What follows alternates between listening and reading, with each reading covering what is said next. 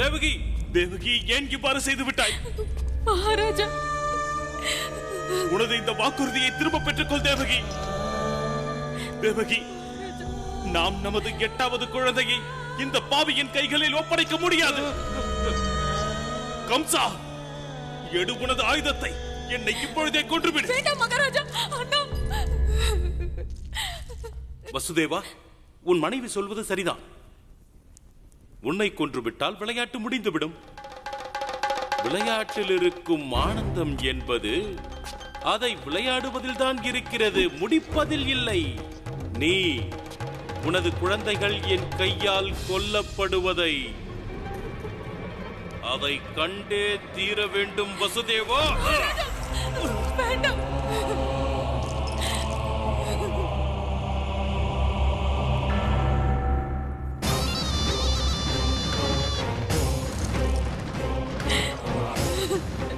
அந்த தருணத்தின் துன்பத்தை நான் உன்னுடைய முகத்தில் காண விரும்புகிறேன் வசுதேவா. உனது கண் முன்னே உனது 8வது குழந்தை கொல்லப்படுவா. நடக்கா, நடக்கா. வேண்டாம் கம்சா.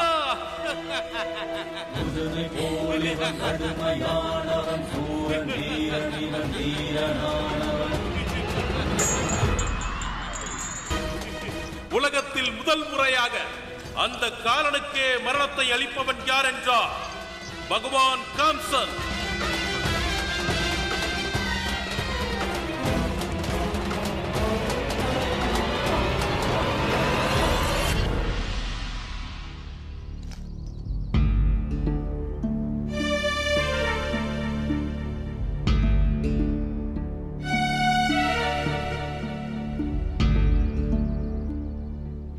இதைவிட பெரிய கொடுமை வேறு என்ன இருக்க முடியும்? ஒரு தாய் தனது கைகளாலேயே தன் குழந்தைகளை கொடியவனிடம் ஒப்படைக்க வேண்டுமா? இந்த உலகத்திலேயே துர்பாக்கியமான பெண் நான் தான் என்று நினைத்திருந்தேன். ஆனால் தேவி தேவகியை விட துர்பாக்கியமானவள் வேறு யாராகவும் இருக்க முடியாது. நீ கூறுவது உண்மைதான் யசோதா. இன்று ஒரு மனைவி தன் கணவனின் உயிரை காப்பாற்ற தன் தாய்மையை பறிகொடுக்க வேண்டிய பரிதாப நிலை. நந்தரே, நம்மால் எதுவும் செய்ய இயலாதா? யசோதா, எனக்கு வல்லமை இருந்திருந்தால் நண்பர் வசுதேவருக்கும் தேவி தேவகிக்கும் நான் கண்டிப்பாக உதவி செய்திருப்பேன். ஆனால் கம்சனின் சக்திக்கு முன்பால் என்னால் எதுவும் செய்ய இயலவில்லை. நம்மால் முடிந்தது அந்த நாராயணனிடம் வழிபாடு செய்வது மட்டுமே.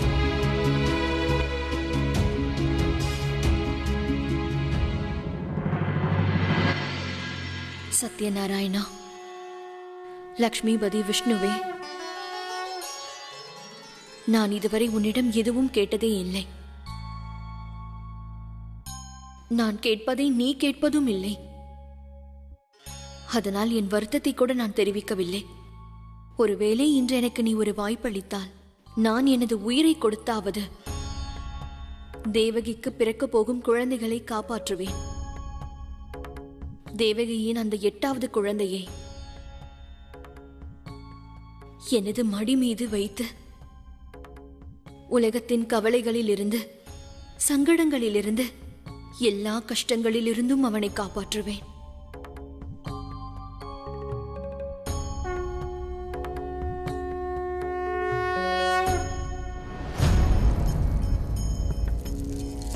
மயிலின் இறகினை யாருக்காக வைத்திருந்தாளோ அதை பெற்றுக்கொள்வதற்காகவே பிறந்து வந்தார். மகாராஜா, மகாராஜா, அமைதியாக இருங்க. எப்படி அமைதியாக இருப்பது தேவகி? எந்த குழந்தையை பெற்று வளர்ப்பது நம்முடைய கடமையாகுமோ அந்த குழந்தையை இன்று நீ மரணத்திற்கு உடமையாக்கி விட்டாய். இப்படி செய்வதற்கு முன்னால் உன்னுடைய இருதயம் நின்று போய்விடவில்லையா? உனது தாய்மை உன்னை ஒரு நொடி கூட தடுத்து நிறுத்தவில்லையா? பார் தேவகி, பார் இந்த மயிலிறகை. இந்த மயிலிறகை தான் உன் குழந்தையின் தலையில் வைக்க வேண்டும் என்று நீ எண்ணிக்கொண்டிருந்தாய் தேவகி. ஆனால் இன்று அந்த குழந்தையை கம்சனிடம் ஒப்படைப்பேன் என்று வாக்கு கொடுத்து விட்டு வந்திருக்கிறாய். நீ அப்படி ஏன் செய்தாய் தேவகி? ஏன்? வேறு நாம் என்ன செய்வது மகாராஜா? வேறு நான் என்ன செய்வது? ஒரு புறமோ எனது வாரிசு, மறுபுறமோ எனது உயிர். நான் எனது வாரிசுக்காக எனது உயிரை எப்படி விட்டுக் கொடுப்பது மகாராஜா? நான் விரும்பிய எனது கணவரை கம்சரின் கைகளால் எப்படி கொல்ல விடுவேன்? என்னை அவன் கொண்டிருந்தாலும் பரவாயில்லை. அவன் என்னை கொன்றிருக்கலாம். என் குழந்தையின் மரணத்தை பார்க்க நான் உயிரோடு இருக்க வேண்டுமா என்ன? அதை பார்ப்பதை விட கொடுமையான சாபம் இவ்வுலகில் இருக்காது தேவகி. இருக்கவே இருக்காது.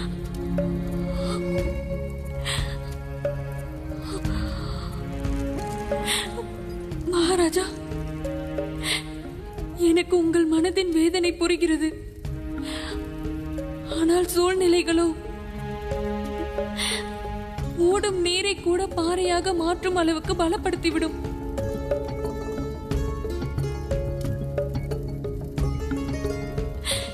இன்னொன்றையும் எண்ணித்தான் நான் அவ்வாறு செய்தேன். எந்த சூழ்நிலையிலும் கம்சரின் பாவங்களின் வழிகளை நாம் அடைத்து விடக்கூடாது.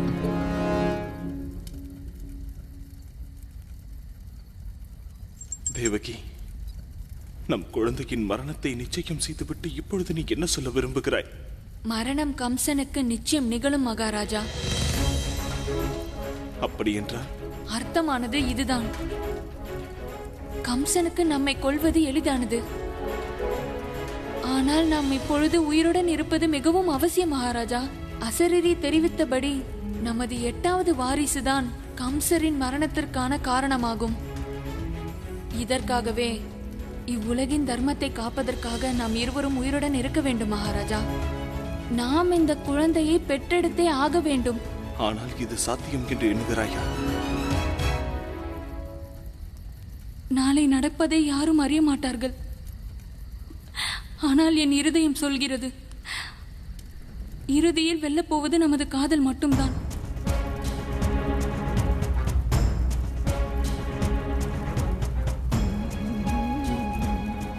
இது ஒரு தாயின் தன்னம்பிக்கையாகும். ஒரு நாள் இல்லை ஒரு நாள் நமது குழந்தை இந்த மயிலிறகை நிச்சயம் அணிந்து கொள்வான். நமது இந்த நோக்கத்தை அடைவதற்காக ஏன் மாற்று வழிகளை யோசிக்க கூடாது?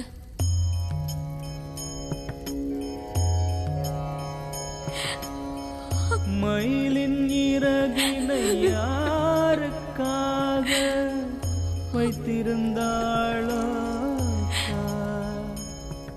அதை பெற்றுக் கொள்வதற்காகவே இறந்து வந்தார் ஸ்ரீ கிருஷ்ணர்.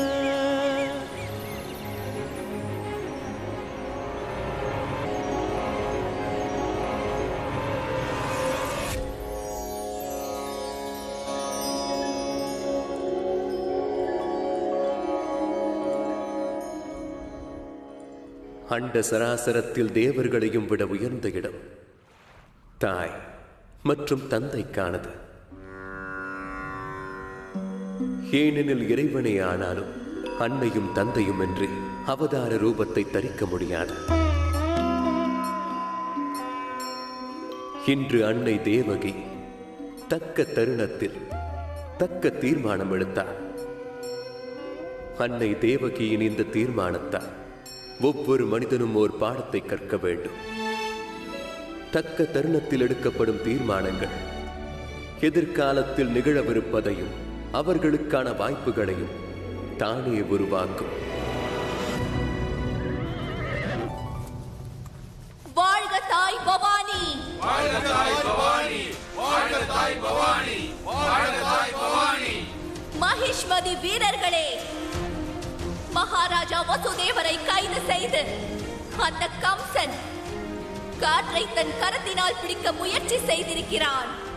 மகாராஜாவை விடுவிக்க இப்பொழுது நமக்கு இருப்பது ஒரே ஒரு வழிதான்.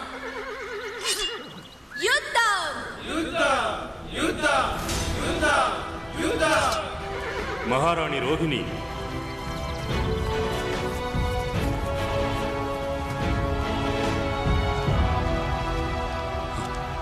வணங்குகிறேன் மகாராணி.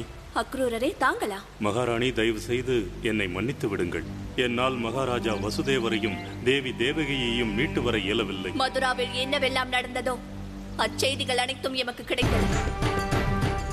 ஆகவே மதுராவின் மீது போர் தொடுக்க யாம் தீர்மானித்து விட்டோம். உங்கள் தீர்மானம் தான் சிறந்தது மகாராணி. ஆனால் என்ன? கூறுங்கள் அக்ரூரரே. மகாராணி, கம்சனின் சேனை அளப்பரியது. அதன் புவியியல் அமைப்பினால் நமது சேனையால் மதுராவிற்குள் நுழைய முடியாது. ஒருவேளை நம்மால் நுழைய முடிந்தாலும், வெற்றி வாகையை சூட முடிந்தாலும், கொடுங்கோலன் கம்சனின் அடுத்த நடவடிக்கை மகாராஜா வசுதேவர் மற்றும் தேவகியின் உயிரை பறிக்கக்கூடியதாக இருக்கும். ஆகையால் தாங்கள் கூற வருவது, மகாராஜா வசுதேவரையும் தேவகியையும் விடுதலை செய்ய நாம் வேறு வழியை தான் யோசிக்க வேண்டும்.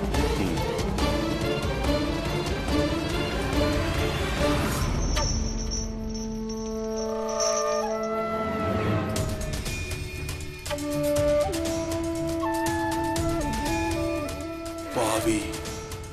பாவியா? கொடுமைக்காரா! கொடுமைக்காரனா? நான் அந்த தாயையும் தந்தையையும் கைது செய்து விட்டேன்.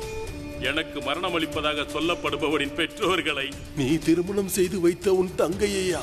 நீ தனக்கு மேலாக அன்பு வைத்தவளையா? அவளை நீ சிறையில் அடைத்திருக்கிறாயா? கம்சா, நீ ஆடு வரை ஆடு.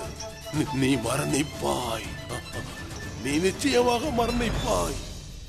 இந்த வயதில் உங்களுக்கு இவ்வளவு கொரூரம் அனாவசியம் தந்தையே. கேளுங்கள், உங்கள் சுவாசம் எப்படி தடுமாறுகிறது.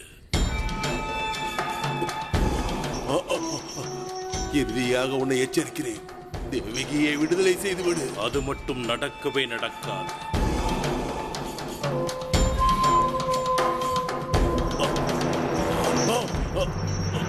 அப்படி என்றால் என்னிடம் சண்டையிடு.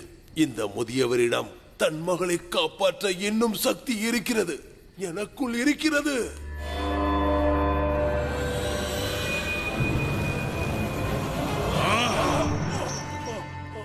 உன்னை கொன்று விடலாம் என்று என் மனம் கூறுகிறது.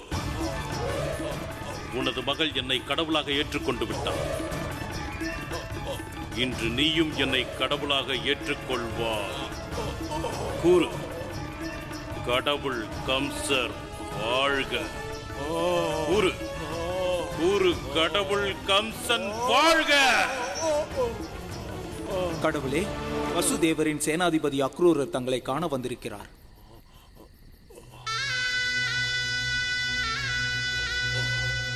இந்த கம்சனை கடவுளாக நிச்சயம் நீ ஏற்றுக்கொள்வாய்.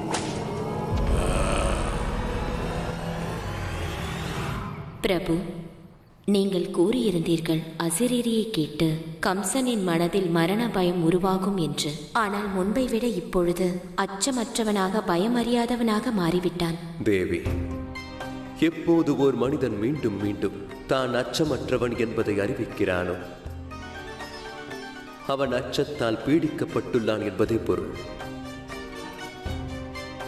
கம்சன் மீண்டும் மீண்டும் உரைப்பதன், நான் எதைக் கண்டும் அச்சம் கொள்ள மாட்டேன், என்னை கொல்ல வல்லவன் யாரும் இல்லை, நானே கடவுள் என்கிறான். இவை அனைத்துமே ஓர் விஷயத்தை குறிக்கின்றன. அவனுடைய ஆன்மாவானது மரணத்தின் பயத்தால் பீடிக்கப்பட்டுள்ளது. அவனுள் எழுந்த அந்த அச்சம் அகங்காரத்தின் வழியாக ஒளிந்து கொள்ள பார்க்கிறது.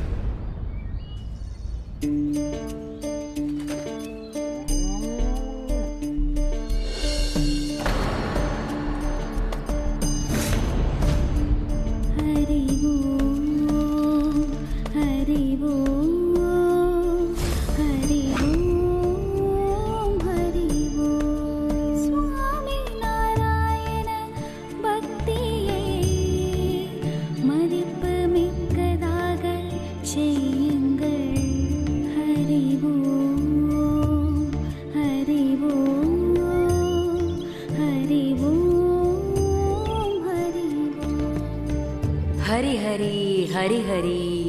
ஹரி ஹரி ஹரி ஹரி. தாய் பூர்ணமாசியின் பக்தியை அறிவாயா? வெண்ணெய் போன்று சுத்தமானது. எப்பொழுதும் விஷ்ணு மீதான பக்தி கடலிலே மூழ்கி இருப்பார்கள்.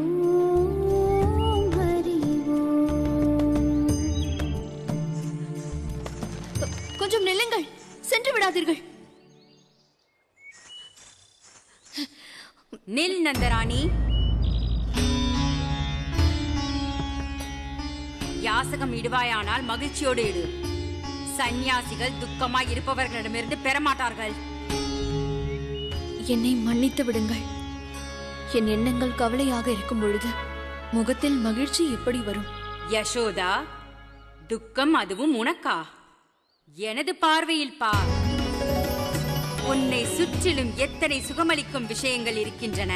உனது வீட்டின் எல்லா திசைகளிலும் மகிழ்ச்சியோ மகிழ்ச்சி நிறைந்திருக்கிறது.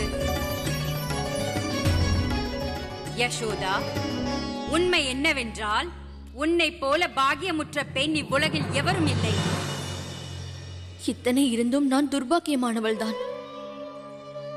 மலடி என்ற பட்டத்தோடு குழந்தை இல்லாமல் தவிக்கும் என்னை போன்றவளுக்கு இங்கிருக்கும் சுகங்கள் எல்லாம் துன்பமாகவே தெரியும். யசோதா, அவ்வாறு கூறாதே. ஏனென்றால் எனது பார்வையில் உன் எதிர்காலம் என்பது சந்தோஷமானதே ஆகும். அதில் எந்த கவலையும் இல்லை. தாயே, எனக்கு ஒரு நல்வாக்கு கூறுங்கள். எனக்கு குழந்தை பாக்கியம் எப்போது கிடைக்கும்? யசோதா, மீண்டும் அதே கேள்வியா? இன்று நீங்கள் இதற்கான உண்மையை கூறியாக வேண்டும். சில கேள்விகளுக்கான விடையை காலத்திடமே விட்டுவிட வேண்டும் யசோதா. ஹரே ஹரே ஹரே. இல்லை தாயே, எனது தாய்மை அதன் பொறுமையை இழந்து விட்டது. தாங்கள் எனக்கு உண்மையை கூறியாக வேண்டும். இல்லை என்றால் தங்கள் பாதங்களிலே என் உயிரை விட்டு விடுவேன்.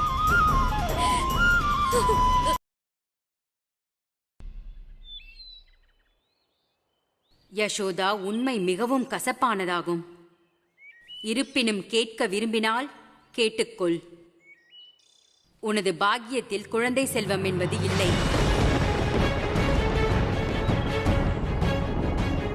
நீ ஒருபோதும் தாயாக மாட்டாய்.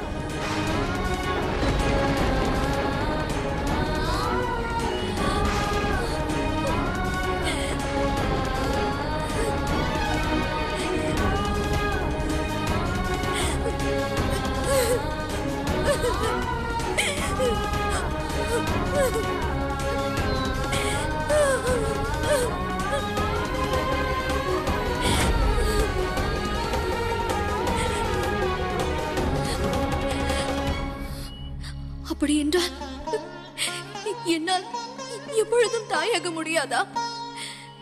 எனக்கு ஒரு குழந்தை கூட பிறக்காதா?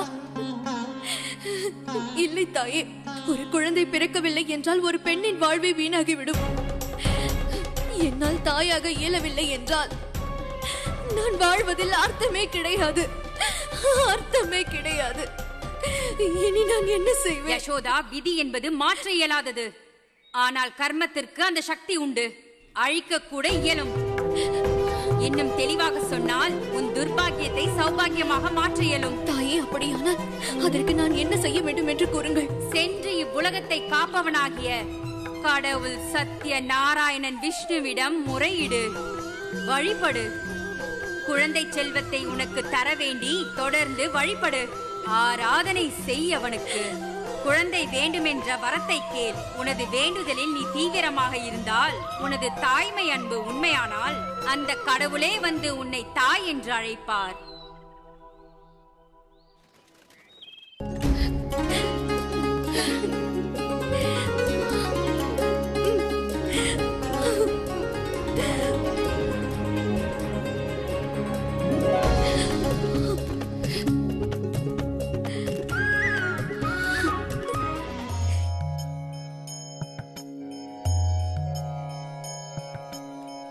ஆசையின் ஒரு கயிற்றை கட்டி மனதில் நந்தரே, நந்தரே, யசோதா, நந்தரே, நில்லுங்கள். யசோதா, நான் கூறுவதை கேட்டுவிட்டு செல்லுங்கள். சரி, நான் உன் பேச்சை கேட்கிறேன். என்னவென்று சொல்லுவதை கேளுங்கள். பொறுமையாக இரு.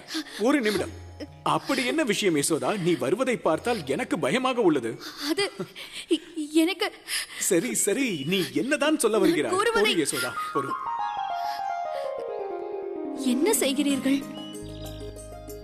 இத்தனை காலத்திற்கு பிறகு உன் முகத்தில் இப்படி ஒரு மகிழ்ச்சி என் கண்ணே பட்டுவிடும் போல இருக்கிறது. சரி, இப்பொழுது கூட உன் சந்தோஷத்திற்கு என்ன காரணம்? அதை நானும் தெரிந்து கொள்ளலாம் அல்லவா? நந்தரே, மிக விரைவிலேயே நமது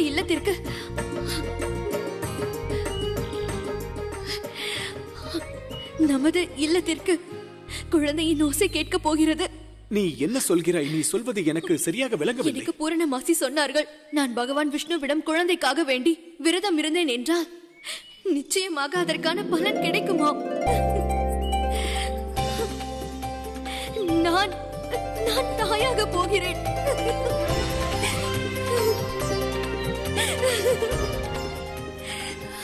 நீ தாயாக போகிறாயா? நான் தந்தையாக போகிறேன்.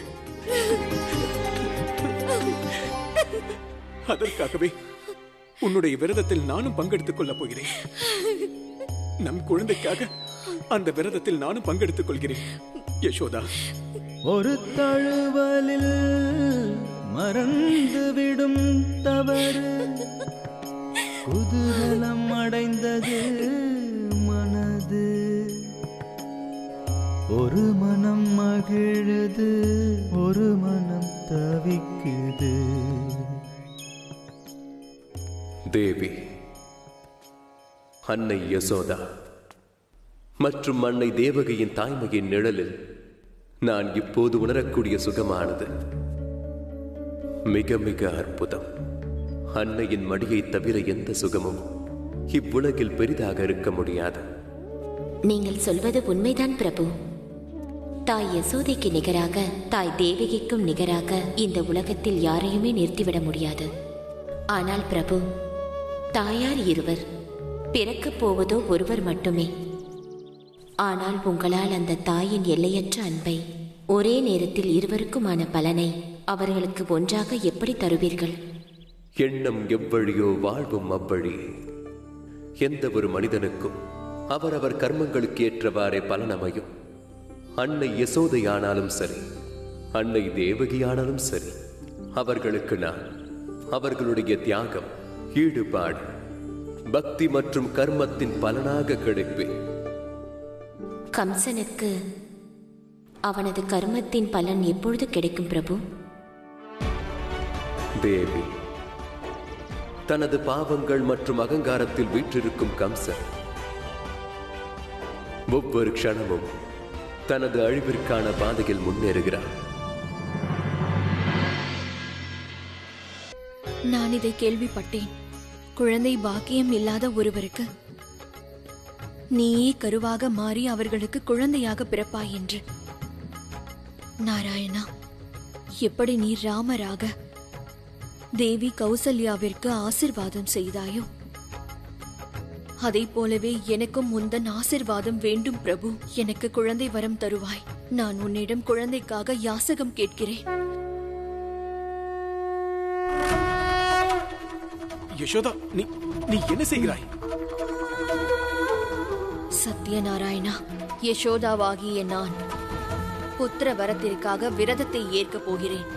உன்னையே சாட்சியாக வைத்து இதை துவங்கப் போகிறேன். என் வேண்டுதல் உன் செவிகளுக்கு எட்டும் வரையில், எனக்கு தாய்மைக்கான வரத்தை நீ அருளும் வரையில், நான் தாய் ஆகும் வரையில் இனி நான் ஒரு துளி நீரை கூட அருந்த போவதே இல்லை.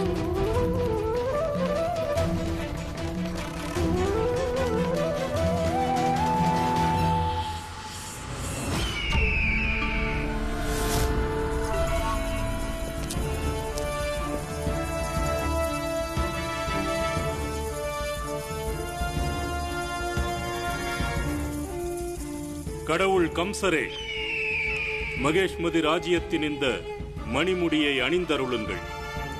இனி தாங்கள்தான் எங்கள் ராஜ்யத்தையும் ஆண்டருள வேண்டும். என் வேண்டுதலை ஏற்றுக்கொள்ளுங்கள்.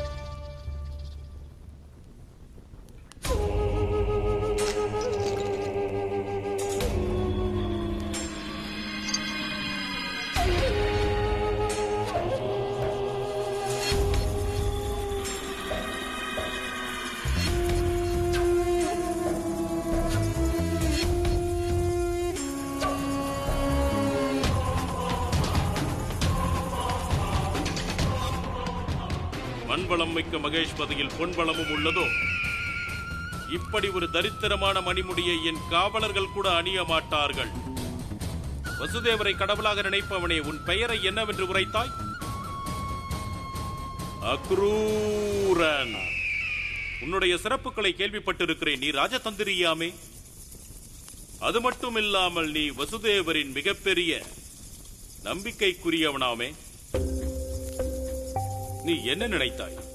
நீ ஒரு மணிமுடியை என்னிடம் கொண்டு வந்ததும் நான் உன்னை நம்பிவிடுவேன் என்றார். சிறிது, மிகவும் சிறியதாக உள்ளது. கடவுளே, நான் தங்களிடம் சரணடைந்து விட்டேன். இனி மரணமோ அல்லது வாழ்க்கையோ அது தங்கள் விருப்பம். உனக்கு மரணத்தை அளிக்க என்னிடம் பல காரணங்கள் உள்ளன. ஆனால் உயிர் பிச்சை அளிக்க ஒரு காரணமும் இல்லை. இப்போது கூறு, உன் ராஜதந்திரத்தினால் உன்னுடைய உயிரை எப்படி பாதுகாத்துக் கொள்வார்? மகாராஜா,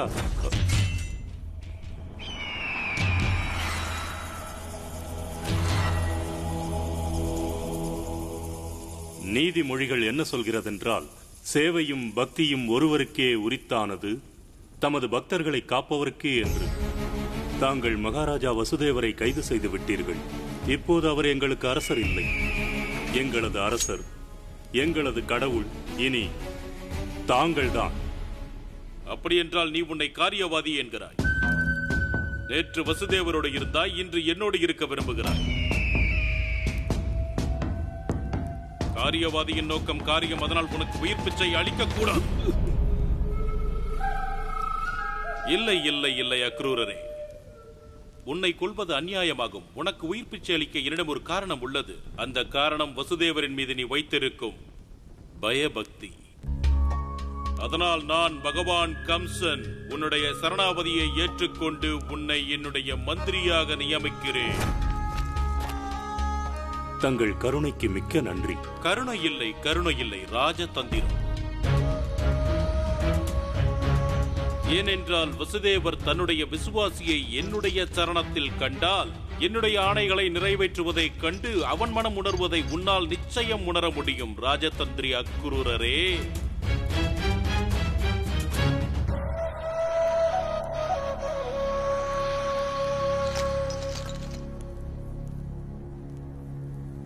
உனது கைகளாலேயே வசுதேவனுக்கு தண்டனை கொடுப்பதில் நான் பெரும் மகிழ்ச்சி அடைவேன்.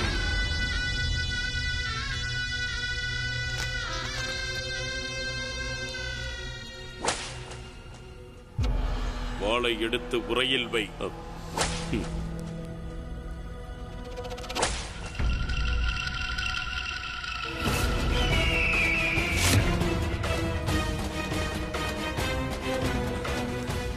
கடவுள் கம்சர் வாழ்க! கடவுள் கம்சர் வாழ்க! கடவுள் கம்சர் வாழ்க! கடவுள் கம்சர் வாழ்க! அவன் மீது எப்போது ஒரு பார்வை இருக்கட்டும். கடவுள் கம்சர் வாழ்க! பாவத்தின் சுமை அளவு அதிகமானது, சுகங்கள் அனைத்தும் துக்கமானது. அன்பான தாயின் வார்த்தைகளால் நித்தமும் ஹரியை பூஜிக்கிறாள்.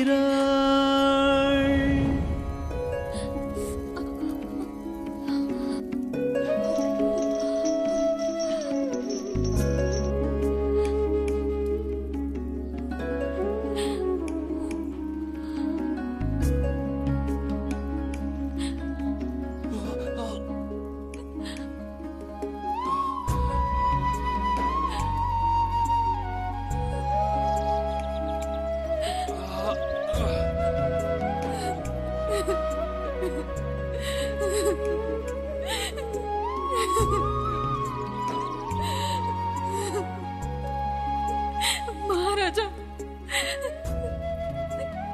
இதற்கெல்லாம் நான் தான் காரணம். நான் பாக்கியமற்றவள். ஆனால் துன்பத்தை நீங்கள் தாங்குகிறீர்கள். என்னையே நானே ஒருபோதும் மன்னிக்க மாட்டேன் மகாராஜா. எப்போதும் முடியாது.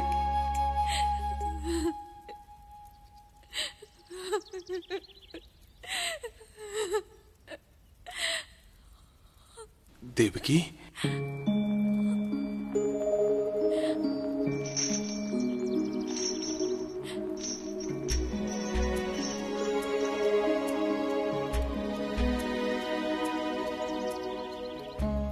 தேவகி, நீதான் எனக்கு புரிய வைத்தாய்.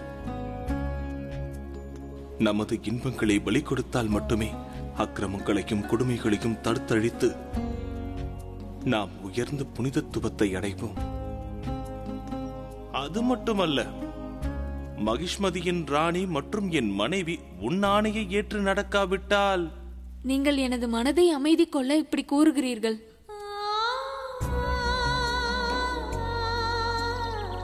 ஆனால் என்னால் உங்களின் இந்த அவல நிலையை காண இயலவில்லை.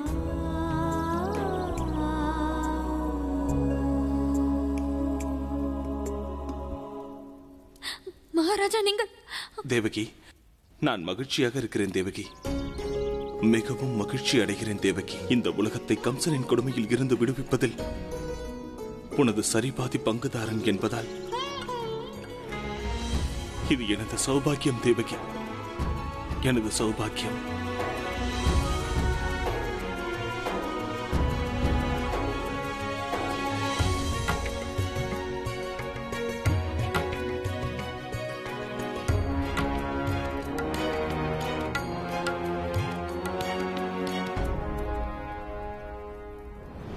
தேவி, இன்று வாசுதேவர் ஒன்றை உறுதிப்படுத்திவிட்டார்.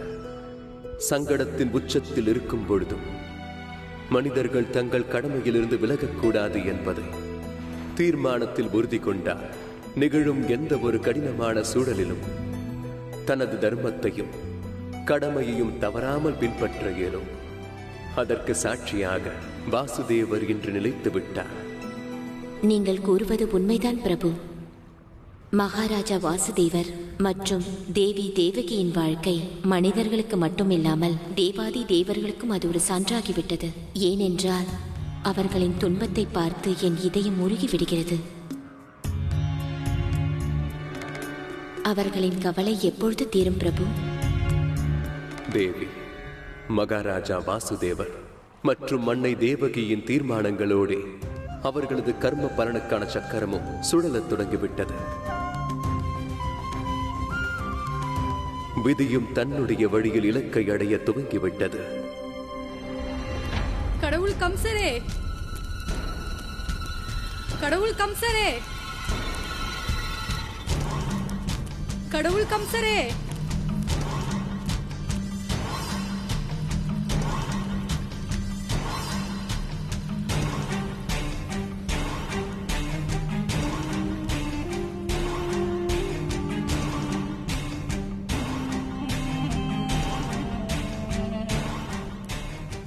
கடவுள் கம்சரே, கடவுள் கம்சரே,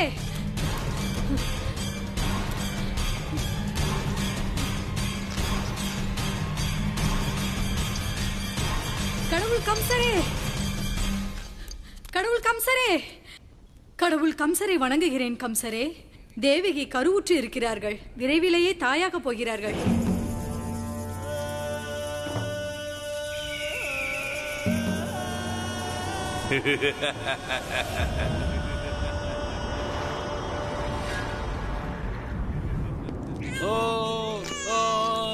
எனது அன்பு மருமகனே, எந்த கருவறையில் இருந்து நீ பிறந்தாயோ அதே கருவறை என் காலனையும் பெற்றெடுக்கப் போகிறது. உனது 8வது சகோதரன், அவனை காண என் கண்கள் காத்துக் கொண்டிருக்கிறது. நீ அழாதே, நீ நலமாக இருப்பாய். கடவுளே, எனது குழந்தையை காப்பாற்று. கம்சன் எப்போது எந்த முடிவை எடுப்பான் என்று யாருக்கும் தெரியாது. தேவகி, உன் முகம் ஏன் வாடி இருக்கிறது? இவனும் கவலைப்படுகிறான், வசுதேவனும் கவலைப்படுகிறான். நீ என்ன எண்ணிக்கொண்டிருக்கிறாய்? நான் இந்த குழந்தையை...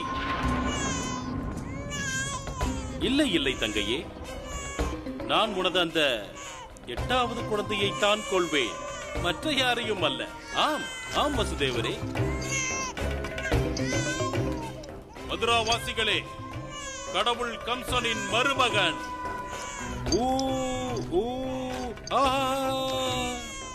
நான் இவன் மீது வைத்திருக்கும் அன்பானது என்னோட தங்கையான தேவகிக்கு நிகரானது. ஆதலால் இவன் பெயர் சூட்டு விழாவை நான் பெரும் விமர்சையாக செய்ய போகிறேன். புரோகிதரே, இந்த ஜென்மத்திலாவது என் மருமகனின் ஜாதகத்தை கணித்து விடுவாயா?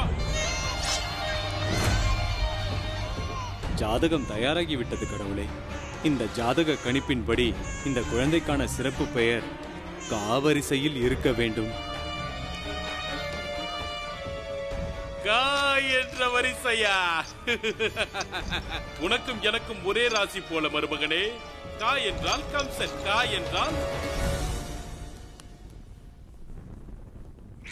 என்றால் கம்சனின் கீர்த்தி.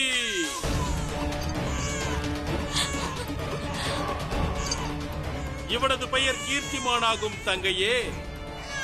மதுராவாசிகளே, கீர்த்திமான்.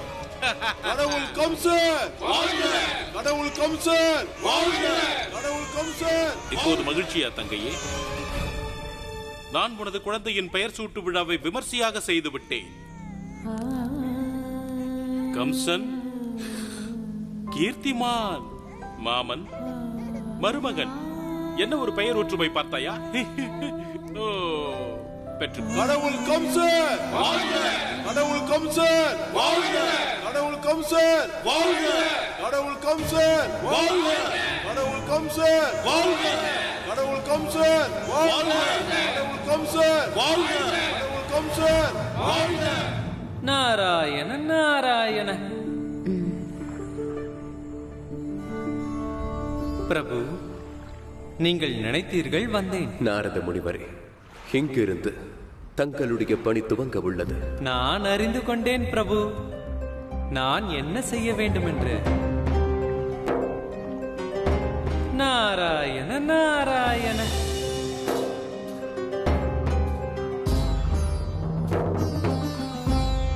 நட.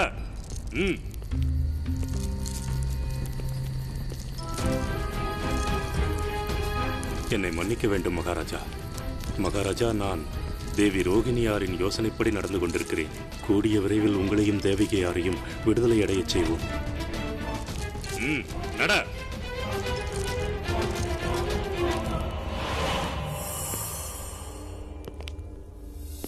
வாழ்க வாழ்க கடவுள் கம்சர் வாழ்க. வாழ்க வாழ்க கடவுள் கம்சர் வாழ்க. நாராயண பக்தர் நாரதரின் வாயிலிருந்து பகவான் கம்சன் வாழ்க எப்படி? நாராயண நாராயண. கடவுளே, எனது நாராயணர் கூறுவது ஒன்று. உண்மையிலே கடவுள் யார் என்றால் தனது உன்னத செயல்களால் கடவுளாகுபவன் தான். நீங்களோ கர்மத்தின் பலனால் கடவுளாகிவிட்டீர்கள். ஆனால் இப்பொழுதோ உலக மக்களின் ஜனனம் மரணம் இரண்டும் உங்கள் கையில் தானே உள்ளது. இப்படி இருக்கும்போது உங்களை கடவுளாக ஏற்பதில் என்ன சங்கோஜம் பிரபு? சங்கோஜம் இல்லை, மேலே உள்ள தேவர்களின் கலகம் ஊட்டும் வாகனம் கடவுள் கம்சனின் கோவிலில் என்ன செய்து கொண்டிருக்கிறது? நாராயண நாராயண. நான் எல்லோருக்கும் அன்பானவன் கடவுளே. எனக்கு ஒரு யோசனை தோன்றியது. உலகத்தின் இந்த கடவுளுக்கு சுவையான பழங்களை கொடுத்து விட்டு போகலாம் என்று.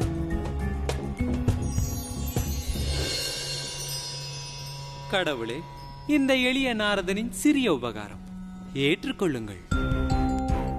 ஏற்றுக்கொள்ளுங்கள் பிரபு, ஏற்றுக்கொள்ளுங்கள். வேண்டாம் வேண்டாம் பிரபு, இந்த பழம் இனிப்பாக இருக்காது. ஏனென்றால் இந்த பழத்தை நான் மரத்திலிருந்து இறுதியாக தான் பறித்தேன். நீங்கள் கடவுளாயிற்றே. கடவுள் உலகத்திலேயே இனிப்பான பழங்களைத்தான் உண்ண வேண்டும். இல்லை, இதுவும் இல்லை.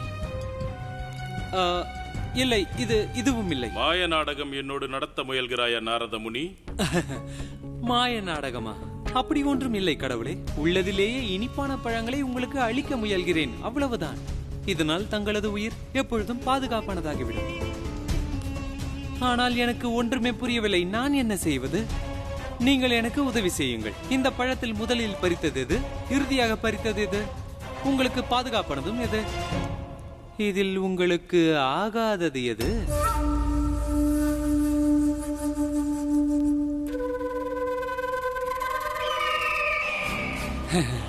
நான் இப்படி ஒரு முட்டாளாக இருப்பேனா?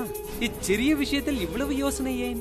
நீங்கள் எதற்கும் எல்லா 8 பழங்களையும் வைத்துக் கொள்ளுங்கள். எது உங்களுக்கு பிடித்திருக்கிறதோ அதை மட்டும் உண்ணுங்கள். ஏற்றுக்கொள்ளுங்கள் கடவுளே. ஆணையிடுங்கள். நான் விடைபெறுகிறேன். நாராயண நாராயண. இனிப்பான பழம், பாதுகாப்பான பழம், இந்த பழம், அந்த பழம், முதலாவது பழம், 8ஆவது.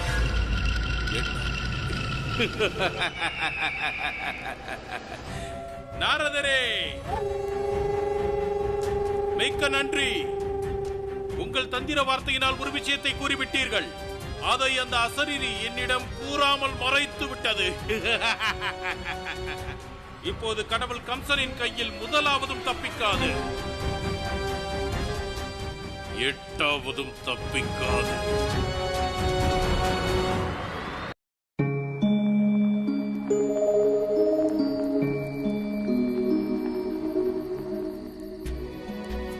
மகாராஜா, நான் அறிகிறேன். நீங்கள் நமது 8வது குழந்தையை நினைத்து கவலைப்படுகிறீர்கள். ஆனால் இன்று கம்சரின் கண்களில் நான் கீர்த்திமான் மீது கொண்ட அன்பை பார்த்தபோது அதிலிருந்து எனக்கு நம்பிக்கை வந்துவிட்டது. அவர் நமது 8வது வாரிசை கொலை செய்ய மாட்டார். நீ நினைத்தவாறே நடக்க வேண்டும் தேவகி. ஆனால் கம்சனின் எந்த வாக்கின் மீதும் என்னால் முழுமையாக நம்பிக்கை கொள்ள முடியவில்லை. என்னால் புரிந்து கொள்ள முடிகிறது.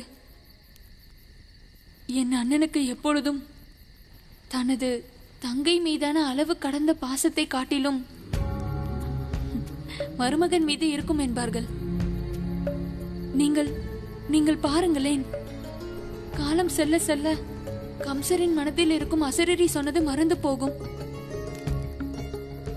அதோடு அவர் தனது 8வது மருமகனை பார்த்த அன்போடு வாரி அணைத்துக் கொள்வார்.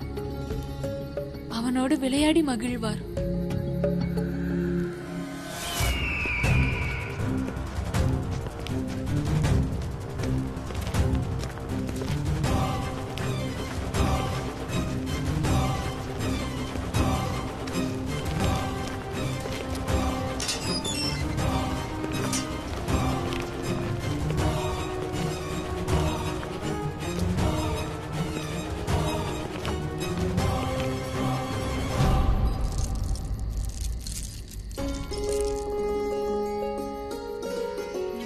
மகாராஜா, நமது காதல், விவாகம் மற்றும் ஆசீர்வாதத்தின் அடையாளமான இந்த மயிலிறகை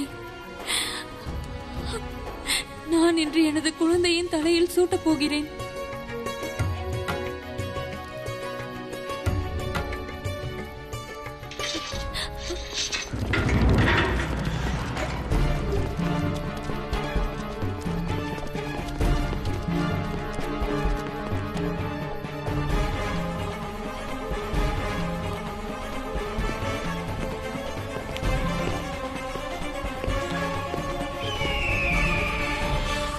எனது அன்பு மருமகன் கீர்த்திமான். என் மனம் இவனோடு எப்படி இணைந்து விட்டதென்றால் வேறு எதன் மீதும் நாட்டம் ஏற்படவில்லை. நொடிக்கு ஒரு முறை இவனை பார்த்துக் கொண்டே இருக்க வேண்டும் என்று தோன்றுகிறது. மிகவும் ஆசையாக உள்ளது. இவனை என் மடியில் வைத்து உணவு ஊட்ட வேண்டும், தாலாட்டு பாட வேண்டும். அண்ணா, நான் இப்போதுதான் இவரிடம் கூறிக்கொண்டிருந்தேன், கடவுள் கம்சருக்கு தனது தங்கையை விட மருமகன் மீது அன்பு அதிகமாகும் என்று. சரியாக கூறினாய், சரியாக கூறினாய் தங்கையே. இவனது வசீகர முகம் என் கண்களை விட்டு அகல மறுக்கிறது. இவனோடு நான் விளையாடலாமா?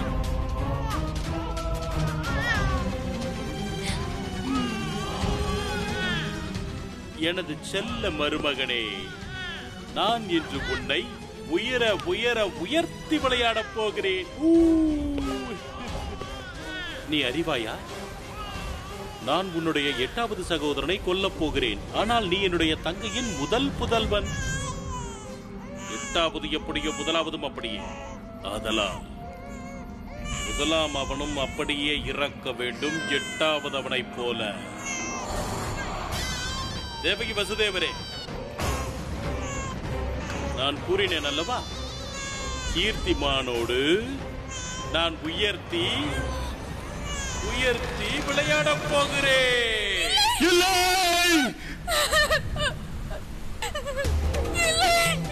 இல்லை,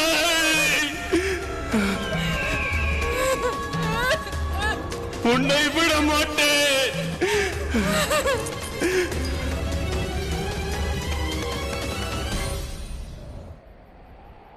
இல்லை,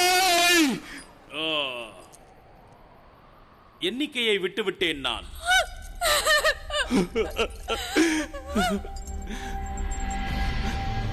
நீ சொல்கிறாயா? இவற்றில் முதலாவது எது, 8வது எது? இங்கிருந்தே ஆரம்பிப்போம். 8வது, முதலாவது, 8வது. என்ன சொல்ல வருகிறாய் கொடுமைக்காரா? முட்டாள் வசுதேவா, இது கூடவா உனக்கு புரியவில்லை? உனது அனைத்து வாரிசுகளையும் நான் கொல்வேன், கொன்று தீர்ப்பேன். ஒன்றை கொன்று விட்டேன், மற்ற 7ம் கொல்லப்படும். இல்லை, ஆம். அதற்கு முன்னால் நான் உன்னை கொன்று விடுவேன்.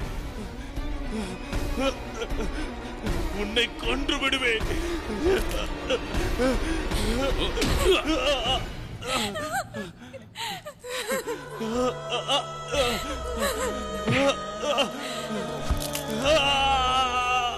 கணவரை விட்டுவிடு. இவர்களை விட்டுவிடுங்கள். இது எனது தங்கையின் ஆணை. கேட்கவில்லையா உனக்கு? இவர் என்னுடைய தங்கையின் கணவரடா பாவிகளே.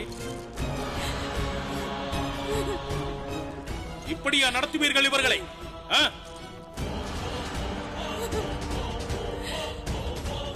நாடகம் அல்ல, உண்மை. என் கண் முன்னே நீ கமல் சென்று விடு கம்சா. அண்ணன் என்ற உறவுக்கே நீ கலகமடா.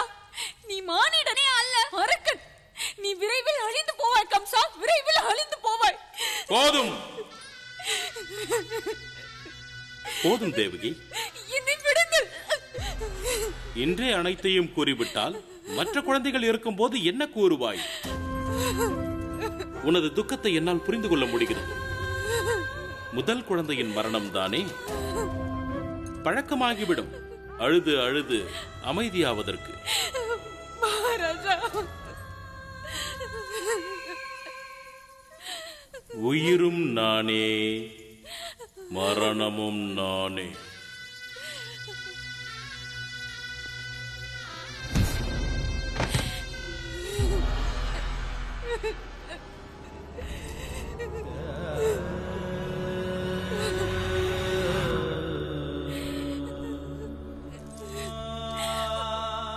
மகாராஜா, மகாராஜா, நில்லுங்கள்.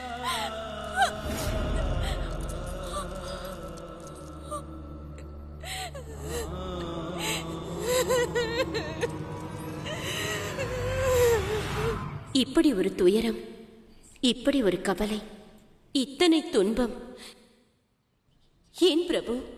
எதற்காக? ஏன் மகாராஜா வசுதேவர் மற்றும் தேவி தேவகிக்கு கண்ணீர் கடலில் மூழ்க வேண்டி வருகிறது? ஏன் ஒரு தாய் தந்தையை துக்கத்தில் ஆழ்த்துகிறது? எதற்காக பிரபு? சாந்தமடையுங்கள் தேவி, நிதானம் கொள்ளுங்கள், ஆவேசம் கலையுங்கள். இல்லை பிரபு, நான் எனது பொறுமையின் எல்லைக்கு வந்துவிட்டேன். எனக்கு ஒன்று புரியவில்லை பிரபு. நீங்கள் தேவி தேவகி வயிற்றில்தான் பிறக்க வேண்டும் என்றால், உலகத்தில் அவதாரம் எடுத்துதான் ஆக வேண்டும் என்றால், எதற்காக தாமதம்? அந்த 6 குழந்தைகளும் கொல்லும் வரை எதற்காக காத்திருக்க வேண்டும்? ஏன் நீங்கள் அவர்களது முதலாவது மகனாக பிறந்திருக்க கூடாது? தேவி, தாங்கள் கூறியபடி சற்று முன்னராக அவதரித்தான் ரிஷி மரிச்சியின் புதல்வர்கள் சாப விமோச்சனம் பெறுவது எப்படி? ரிஷி மரிச்சியின் புத்திரர்களின் சாப விமோச்சனமா? எனக்கு ஒன்றும் புரியவில்லை பிரபு.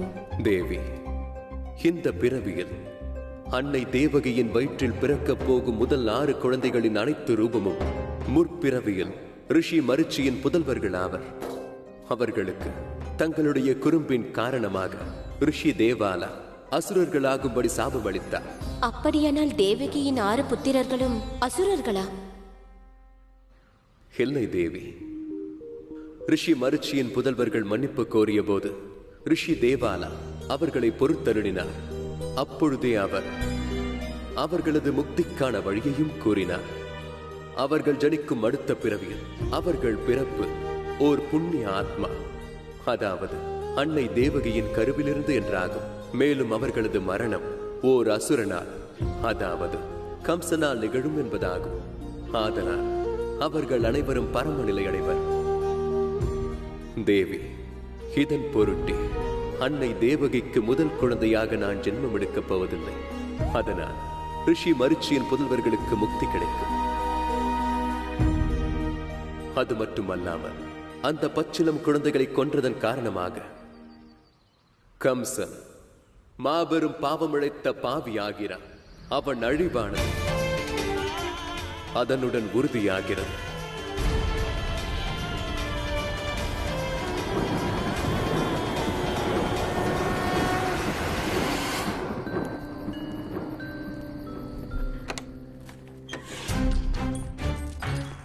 அக்ரூரரே. வணக்கம் மகாராஜா. வணக்கம் தாயே. அக்ரூரரே, ஏதேனும் பிரச்சனையா? மகாராஜா, வாருங்கள் போகலாம். இங்கிருந்து செல்ல எல்லா ஏற்பாடுகளும் செய்யப்பட்டு விட்டன. அக்ரூரரே, அக்ரூரரே, இங்கிருந்து புறப்படுவது நடக்காத காரியம். மகாராஜா, அப்படி கூறாதீர்கள். இது நடந்தே தீர வேண்டும்.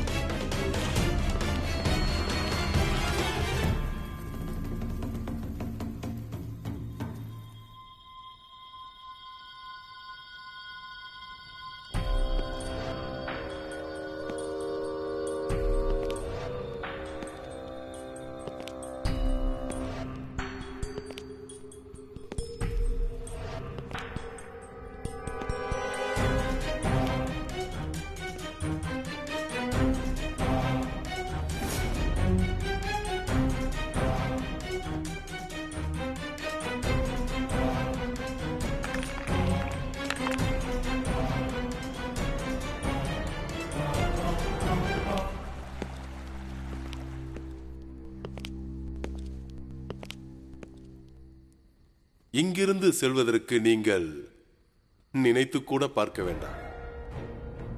முயற்சி செய்தால் உங்களை இந்த உலகத்தை விட்டு அனுப்பும் எனது பணி எனக்கு சுலபமாகிவிடும். அதாவது உங்களை நான் கொன்று விடுவேன்.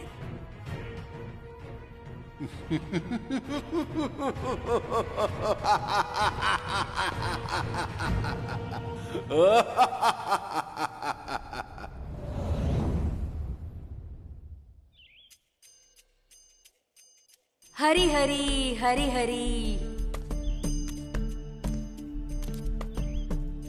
வாருங்கள் தாயே பூரணமாசி, சரியான நேரத்திற்கு வந்துள்ளீர்கள். இதை எடுத்துக்கொள்ளுங்கள். நாராயணனுக்கு செய்த பூஜை பிரசாதம் இது.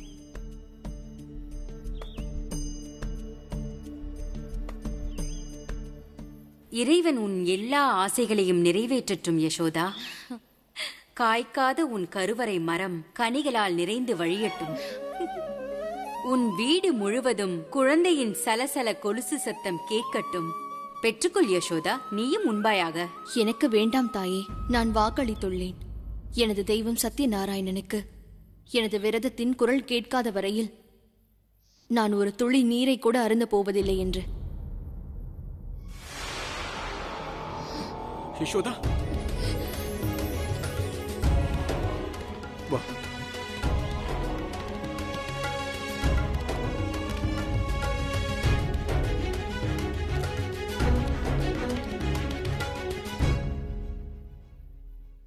ஸ்ரீ சத்யநாராயணா, யசோதா உறுதியேற்றுக் கொண்டு விட்டாள். அவள் முழு கவனத்துடனும் பக்தியுடனும் உன்னை ஆராதனை செய்ய ஆரம்பித்து விட்டாள். ஆக இந்த முறை சோதனை பக்தைக்கல்ல, இந்த பகவானுக்கேதான். இந்த சோதனையில் உனது பக்தி பணயம் வைக்கப்பட்டிருக்கிறது. நீ இந்த பெண்ணின் தாய்மைக்கான வேண்டுதலை ஏற்றி ஆக வேண்டும்.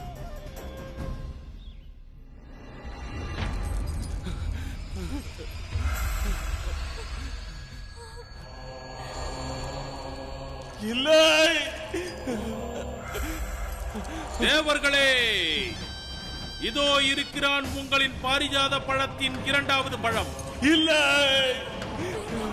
கடவுள் கம்சன் இவனையும் உங்களிடமே அனுப்பி வைக்கப் போகிறான்.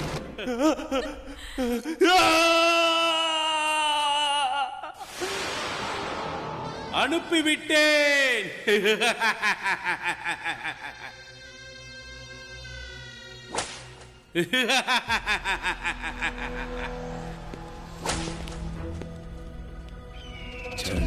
வம்சத்தின் கம்சராஜனே,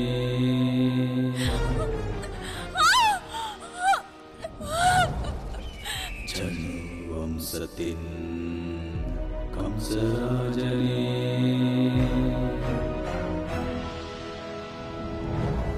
போதரை புஜனை போல் இவன் கடுமையானவன், சூரன் வீரன் இவன் தீரனானவன். நீ தேவகிக்கு செவிலியாக மாறி ஒவ்வொரு நிமிடமும் அவளை கவனித்துக் கொள். மேலும் அன்பான எனது மருமகன்களின் பிறப்புச் செய்தியை எனக்கு அளிப்பாள். ஞாபகம் இருக்கட்டும், வசுதேவனோ தேவகியோ அவனை எங்கும் மறைத்து விடாமல் பார்த்துக்கொள். உங்கள் ஆணை மகாராஜா. சூரன் வீரன் இவன் தீரனானவன், ஞான ஞானத்தின் சுயம்பு இவனே.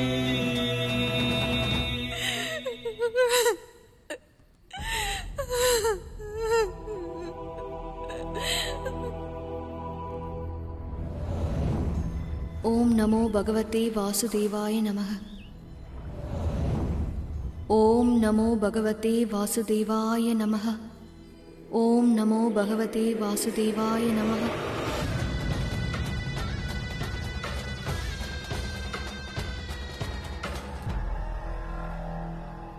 ஜனு வம்சத்தின் கம்சராஜனே, ஓம் நமோ பகவதே வாசுதேவாய நமः.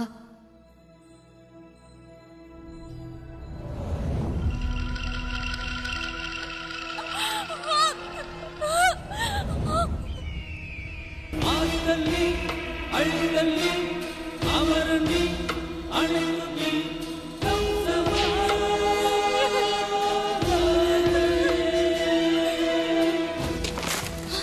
புஜனை போல் இவன் கடுமையானவன், சூரன் வீரன் இவன் தீரனானவன்.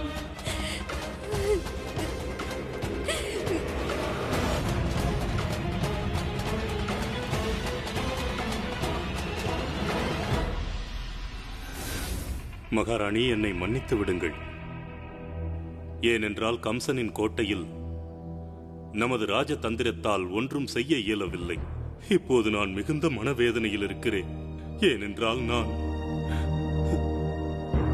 நமது அரசரை காப்பாற்ற இயலாத நிலையில் இருக்கிறேன்.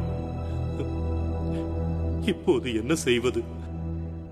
அக்ரூரரே, நான் ஒரே ஒரு முறை தேவகியை சந்திக்க ஏற்பாடு செய்யுங்கள். நான் பார்த்தே தீர வேண்டும், உடனடியாக.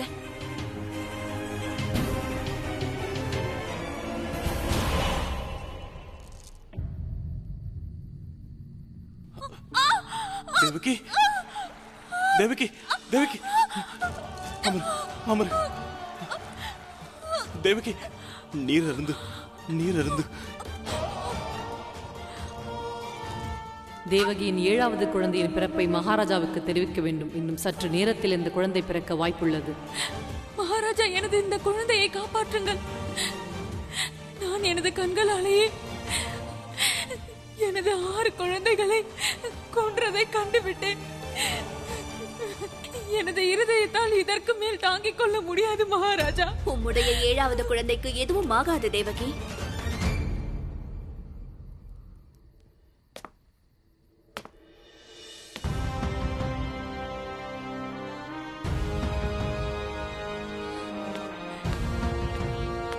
மகாராஜா. தேவகி, தேவகி, மெதுவாக, கவனமாக. கவலை கொள்ளாதே தேவகி. உன்னுடைய குழந்தைக்கு எதுவுமாக நான் விடமாட்டேன். ரோகிணி, நீ உனது உயிரை பணயம் வைத்து இங்கே வந்திருக்க கூடாது. ரோகிணி, உன் மீது மகிஷ்மதி குடிகளின் முழு பொறுப்பும் உள்ளது. எனக்கு தங்களுடைய கவலை புரிகிறது. ஆனாலும் நான் என்ன செய்வேன்? நான் என்னுடைய உயிரை பணயம் வைத்தாவது தங்களுடைய குழந்தையை காப்பாற்றியே தீருவேன். தேவகி, மகாராஜா, எனது குழந்தையை காப்பாற்றுங்கள். எனக்கு உன்னுடைய கவலை புரிகிறது. இந்த குழந்தை உன்னுடைய கருவில் வளர்ந்தாலும் இதற்கு நானும் ஒரு தாய்தான். தாய் பவானி இதற்கு ஒரு தீர்வளிப்பாள். தேவகி, இது தாய் பவானியின் பிரசாதமாகும்.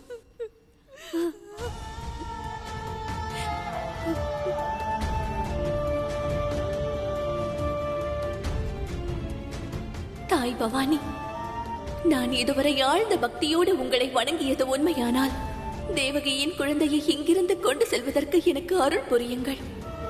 தேவகிக்கு பலத்தை தாருங்கள். பவானி தாயே.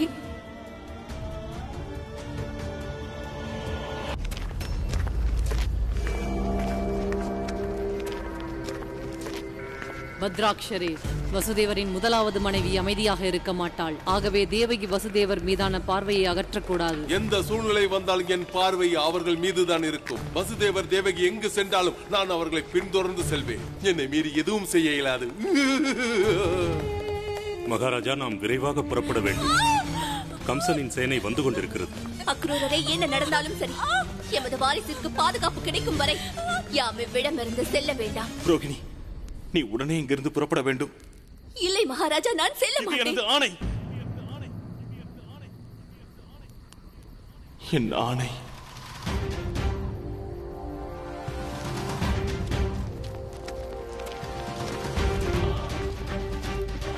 தெற்கு வாயிலுக்கு சென்று கீழே இருக்கும் சேவனிடம் சொல், வரப்போகும் துன்பங்களை ஏற்றுக்கொள்ள தயாராக இருக்கட்டும். இதை தெளிவாக செய்து முடிக்க வேண்டும்.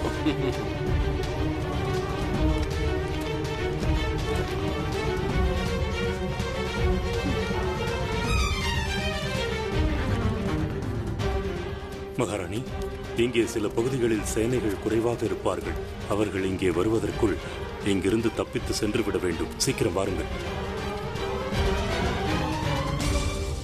அக்ரூரரே, தாங்கள் இங்கேயே இருங்கள். வசுதேவருக்கும் தேவகிக்கும் தாங்கள் இருப்பது அவசியமாகும். மகாராணி, நான் தங்களை நான் கவனித்துக் கொள்வேன். தாங்கள் அவர்களை பார்த்துக் கொள்ளுங்கள். தாங்கள் கவனமாக செல்லுங்கள்.